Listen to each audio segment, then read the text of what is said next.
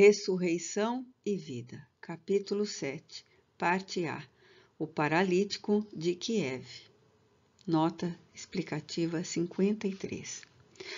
Cidade à época parte da Rússia, capital da atual Ucrânia, à margem do Dnieper, uma das chamadas Cidades Santas na Rússia Imperial, com igreja de Santa Sofia, mosteiro, etc. Vinde a mim, vós que estáis aflitos e sobrecarregados, e eu vos aliviarei. Aprendei comigo, que sou brando e humilde de coração, e achareis repouso para vossas almas. Mateus, capítulo 11, versículos 28 e 29. Eu sou a luz do mundo. O que me segue não anda em trevas, mas terá o lume da vida. João, capítulo 8, versículo 12. A ti, meu irmão, que sofres e choras sobre o leito de dores ou numa cadeira de rodas. A ti, que cego, não poderás contemplar com os olhos do corpo a consoladora luz do sol, nem o semblante do ser amado. A ti que, na melancólica penumbra dos hospitais ou dos casebres, prossegues na marcha da própria redenção, ofereço estas páginas extraídas da minha solidariedade à tua dor. Leon Tolstói. Primeiro, quem passasse pela Avenida de K em certas tardes do inverno do ano de 1865, na cidade santa de Kiev, costumava admirar-se das idas e vindas de criados apressados e de personagens muito bem postas nas suas labitas. Nota explicativa 54. Tipo de casaco masculino. Custosas, em certa casa senhorial, rodeada de jardins com alamedas de tilhas recobertas por espessas camadas de neve, durante quase toda aquela estação do ano. As personagens de labitas custosas eram médicos e amigos, a quem os criados, aflitos ou atemorizados, solicitavam a presença constante, a fim de acalmarem o homem enfermo com algum recém-descoberto soporífico ou calmante milagroso, e também com jogos e palestras animadoras que pudessem deter as exasperações do mesmo, o qual havia já cerca de 10 anos vinha atacado do terrível mal do reumatismo articular ou gota. Parênteses.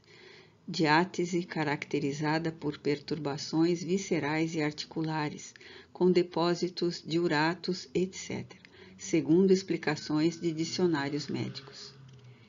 Nota explicativa 55. Nota da médium. Esta definição foi mandada retirar pelo autor de qualquer dicionário de medicina e não ditado psicograficamente, ao que obedecemos. Com as articulações dos pés, dos joelhos e dos quadris desmedidamente inflamadas e vermelhas, tão vermelhas que pareciam já arroxeadas, sentindo dores tão atrozes pelos músculos, tendões, etc., que o levavam a desfazer-se em gritos e convulsões nervosas impressionantes.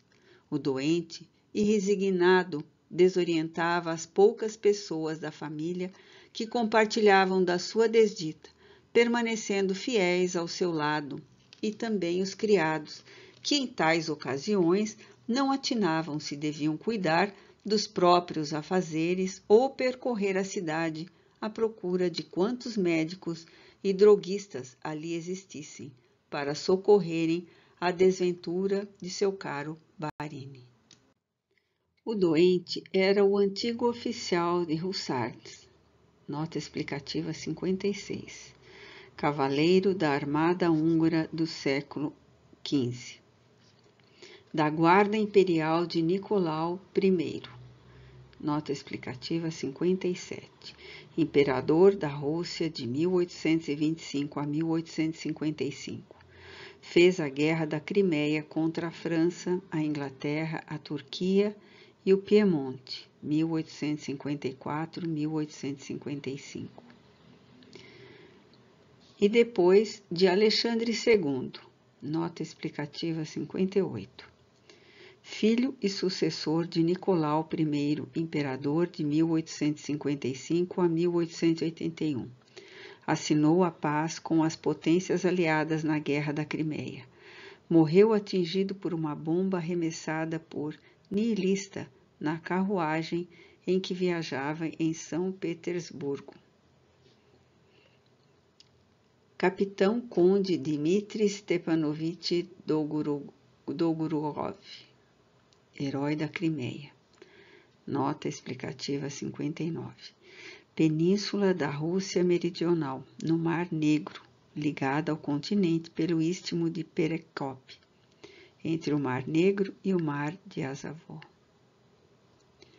A quem eu conhecera durante a própria campanha na exuberância das 20 primaveras, cortejadas de sonhos, de ambições e de desmedido orgulho social. Dolgorukov era alto e moreno, bem proporcionado de talhe e evidentemente distinto, com sobrancelhas castanhas muito cerradas, traço que lhe emprestava um tom de severidade, algo repulsivo, quando, em verdade, ele era jovial e amável. Olhos cinzentos e agudos, como dos felinos, e ficava muito bem na sua aristocrática farda de hussarde da guarda.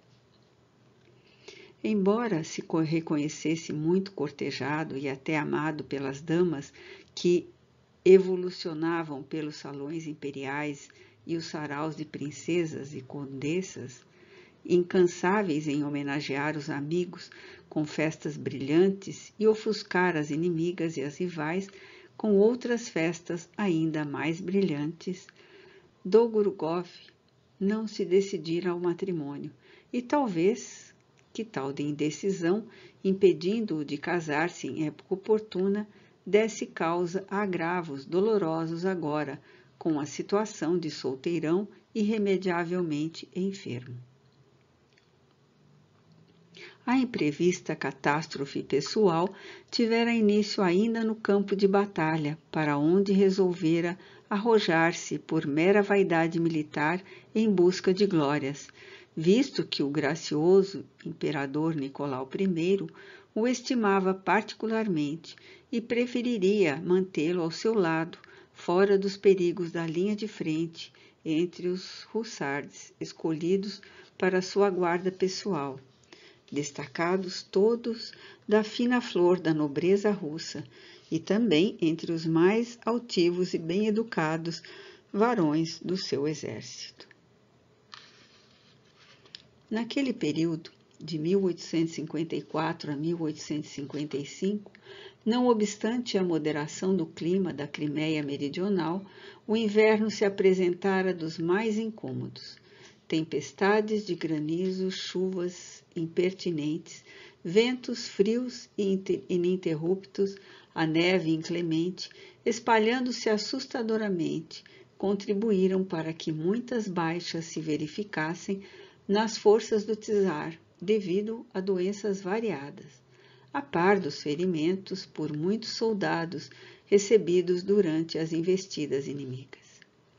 Enfermidades oriundas do frio intenso e da umidade, tais como a pneumonia, a congestão pulmonar, a galopante, as infecções intestinais, o reumatismo, a paralisia, etc.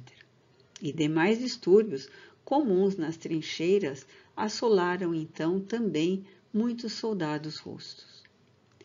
O conde Dmitri fora dos primeiros a cair gravemente enfermo, na tomada de Sebastopol. Nota explicativa 60. Capital e porto da Crimeia, tomados em 1855 pelas tropas francesas e inglesas. Pelas tropas aliadas encontrava-se já tão dolorosamente mal que os amigos receavam por sua vida.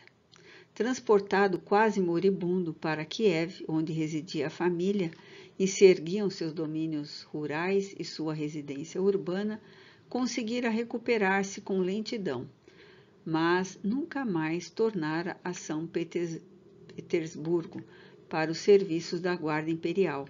Nunca mais pudera montar ou esgrimir. Nunca mais pudera banhar-se nas águas amigas do Dnieper.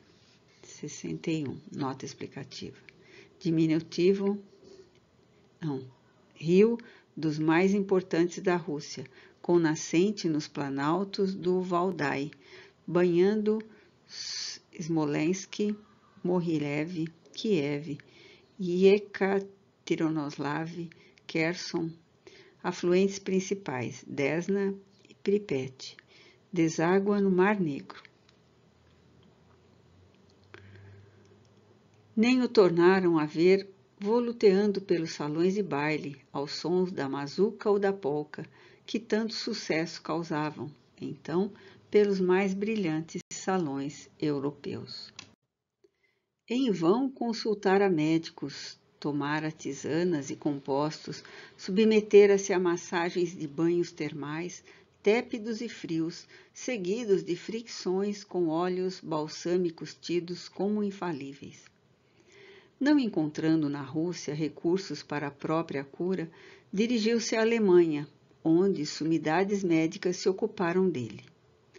As águas recomendáveis de Baden foram procuradas, mas em vão. E Paris, onde parecia que se aglomeravam as glórias da terra, manteve-o durante 3 anos em um tratamento com os mais renomados facultativos do mundo inteiro, não logrando sequer melhoras que o animassem a perseverar.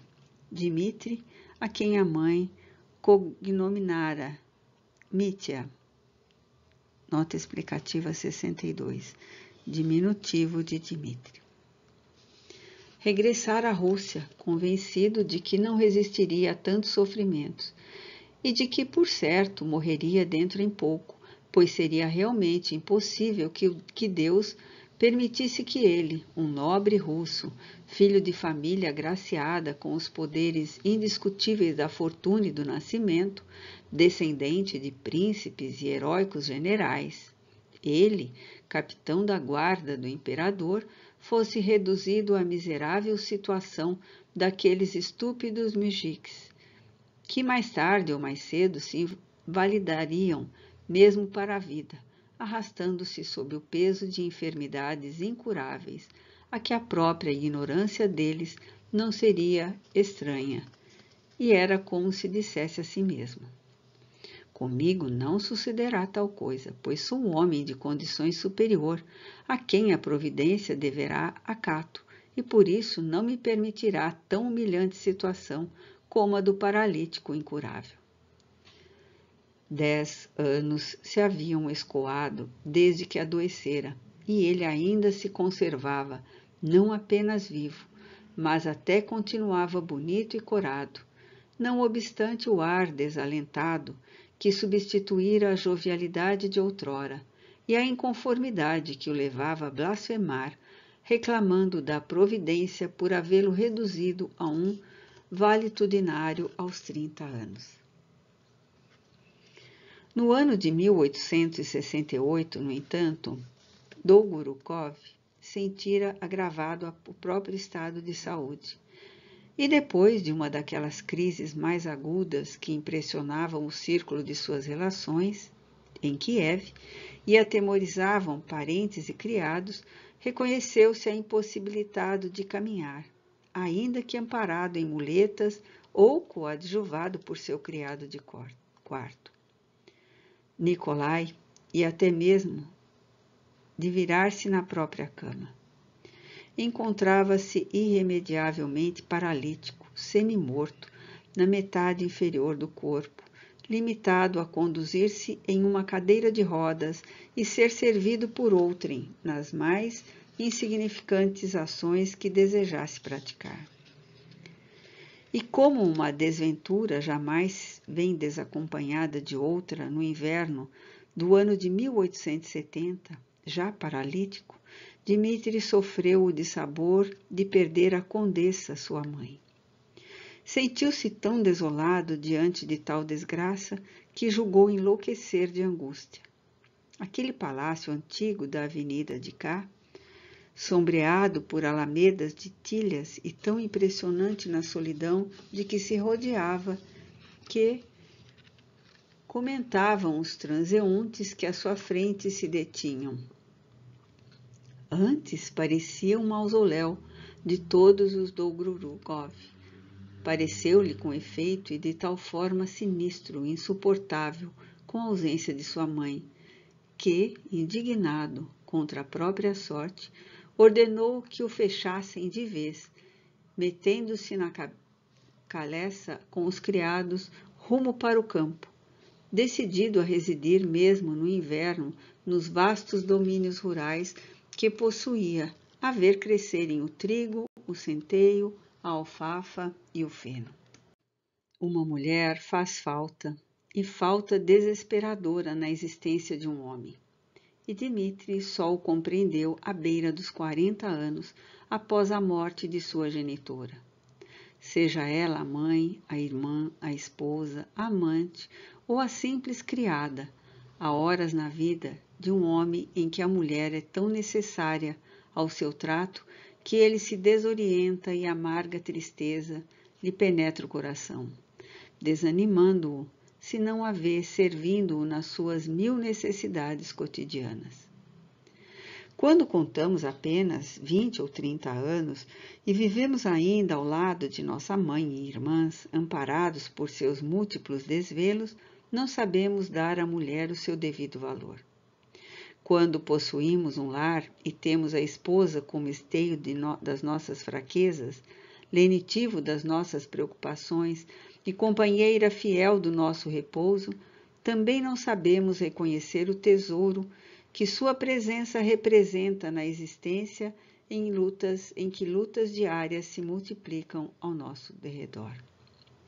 Possuídos do tradicional egoísmo que torna o homem feroz, acreditamos que assim mesmo é que deve ser, que merecemos tudo isso, porque temos direito a tudo e que elas, as mulheres, não cumprem senão um restrito dever, qualquer que seja a condição no lar, aturando as nossas impertinências e ingratidões e nos adorando humildemente, como o cão fiel que nos lambe as mãos e os pés em muda veneração, não obstante o maltrato que recebe. Sondai, porém, o coração do homem que, por qualquer circunstância, vive só, desacompanhado dessa vigilância enternecida e passiva que sua mãe, sua esposa ou sua amante lhe concedem. Indagai dos sentimentos de um homem enfermo, que não encontra ao seu redor a mão suave e branca que lhe ajeite as cobertas do inverno, que lhe sirva e adoce o chá como se o fizesse a uma criança, ou lhe alise os cabelos com ternura, tentando adormecê-lo. E então compreendereis que ele se sentirá o maior dos desgraçados, embora não o confesse jamais, porque o homem é orgulhoso sempre e não confessa que necessita do auxílio da mulher para se sentir feliz. Segundo, com o desaparecimento de sua mãe do mundo dos vivos, o conde Dmitri sentiu-se irremediavelmente desgraçado. Enquanto houve esperanças de curar-se das antigas infecções articulares e a mãe viva, ele ainda aceitou visitas, convidando-as para jantares e permitindo saraus e chás em sua residência, como de praxe na antiga nobreza russa. No entanto, uma vez falecida a mãe e declarada a paralisia, com todas as suas amargas perspectivas, cancelou visitas e saraus, refugiou-se no isolamento dos próprios aposentos e acabou fugindo para o campo. Seu desmedido orgulho não lhe permitia mostrar-se inválido numa cadeira de rodas aos antigos companheiros de armas ou às damas com quem se divertira outrora, zombando das meiguices dos seus corações para com ele próprio. Que os mujiks o vissem paralítico pouco importaria. Um mujik não era propriamente um homem, na expressão lata do termo, mas um como escravo. Nota explicativa 63. Até 1860, os camponeses russos eram considerados escravos. Um ser demasiadamente inferior para que ele se preocupasse com o se ver contemplado por algum na sua desdita. E foi para o campo. Ora, a sua mansão rural de Kiev, distante da cidade umas 10 vertsas, e chamada Parque Azul, era local aprazível, onde viveria feliz em saudáveis identificações com a natureza, qualquer coração de boa vontade. Com uma habitação ampla, repleta de salas, gabinetes luxuosos e terraços de mármore, com balaustradas engrinaldadas de flores trepadeiras durante a primavera, o verão e parte do outono, era bem o símbolo daquele esplendor, algo extravagante de que a Rússia foi padrão, quando do trabalho escravizado dos seus camponeses obtinha o aristocrata a glória social e financeira de que se envaidecia. A casa, assim esplendente, era localizada no centro de um parque amplo, todo simetricamente plantado de alamedas de tilhas, de álamos, de pinheiros e de groselheiras que a rodeavam de todos os lados, como fitas que partissem dos limites das amuradas para se deterem a cerca de 3 sagenes. Nota explicativa 64. Medida russa de comprimento, medindo 2,13 metros. Apenas da casa, cujos 4 lados ainda eram enfeitados por um lago em feitio oblongo, com o fundo e paredes esmaltados de azul, o que emprestava às águas um colorido azul feérico, excitante, e rodeava de encantos o ambiente, rebrilhando à luz do sol.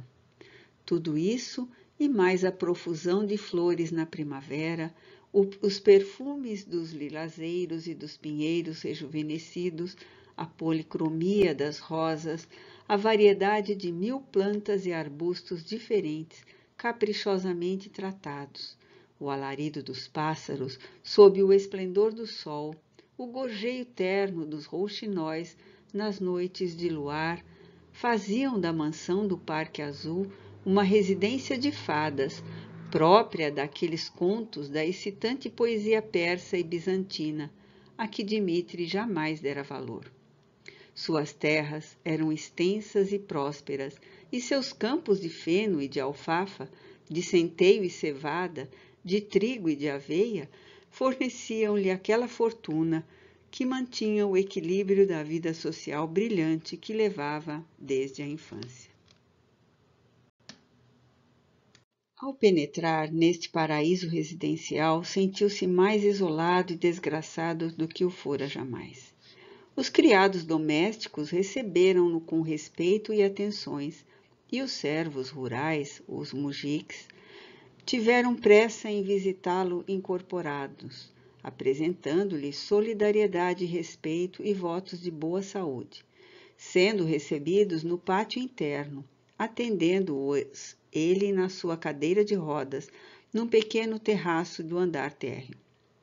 Excetuando-se a velha arrumadeira Lisa Mikhailovna, mãe do seu criado de quarto, Nikolai, a cozinheira Kátia e a lavadeira Agar, os demais servos eram todos homens e jamais, como então, Mitya sentia a ausência de sua mãe, cujo vulto amado parecia de vez em quando esboçar-se furtivamente ao seu lado, quer ele se pusesse a meditar, à hora do crepúsculo, nos terraços floridos, solitário em sua cadeira de rodas, quer lesse à luz do candelabro em sua biblioteca, cuja riqueza o não impedia considerar-se mais desvalido que qualquer daqueles camponeses, cujos pés, doloridos, nem sempre conheciam o conforto de um lápis.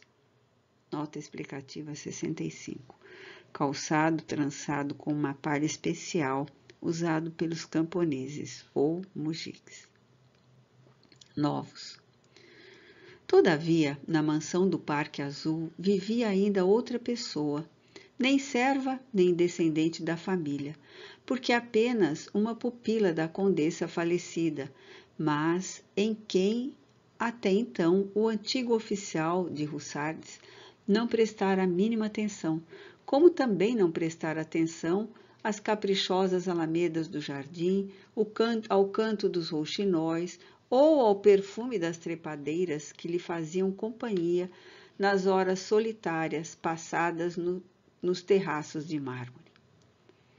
Não obstante, essa personagem discreta e altamente digna na sua secundária posição, servia Dmitri a todos os momentos, e tão bem e afetuosamente o fazia como o fizera sua mãe até morrer. Ninguém como essa pupila de Barinia, nota explicativa 66, senhora.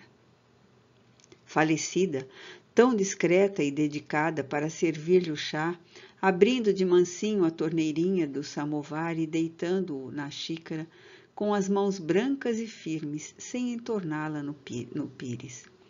Ninguém, qual ela mesma, para deitar com precisão o tablete de açúcar à xícara e passar a tempo sem ser preciso pedir as rosquinhas de nata feitas especialmente para ele, tal como sua mãe o fazia, e ninguém como agora essa para imprimir ternura toda especial no tom com que lhe dizia: são pastéis de groselha, Barine, prove-os. Ou prefere os biscoitinhos de nata com uvas secas? Ora, aqui tem essa torta de nozes e maçãs. Pensa que me esqueci de que era louco por torta de nozes e maçãs desde antes de entrar para a universidade? Ele respondia qualquer coisa, por vezes de mau humor, sem sequer levantar os olhos para ela, e nem mesmo se apercebendo do sutil perfume de rosas que recendia de seus cabelos ou da brancura cetinada das suas mãos, tão bem proporcionadas e de dedos tão finos aristocratas como exatamente haviam sido as mãos de sua mãe. Essa personagem era filha de um antigo administrador dos domínios dos Dolgorukov, fiel servidor que durante muitos anos dera tão boas contas das transações feitas com os bens dos seus senhores que a Barinia Maria Stepanovna Dolgorukov, mãe de Dmitri, habituara-se a dizer aos parentes e amigos que a visitavam: é o camponês mais honesto da Rússia. Não sei como demonstrar-lhe minha gratidão pelo zelo com que dirige-me nossas propriedades, quando meu filho absolutamente não entende de lavoura ou de nada, e eu de nada entendo de negócios. Provou, porém, essa gratidão resolvendo proteger a única filha que ele possuía, a qual desde muito frequentava a mansão sob as simpatias da digna senhora.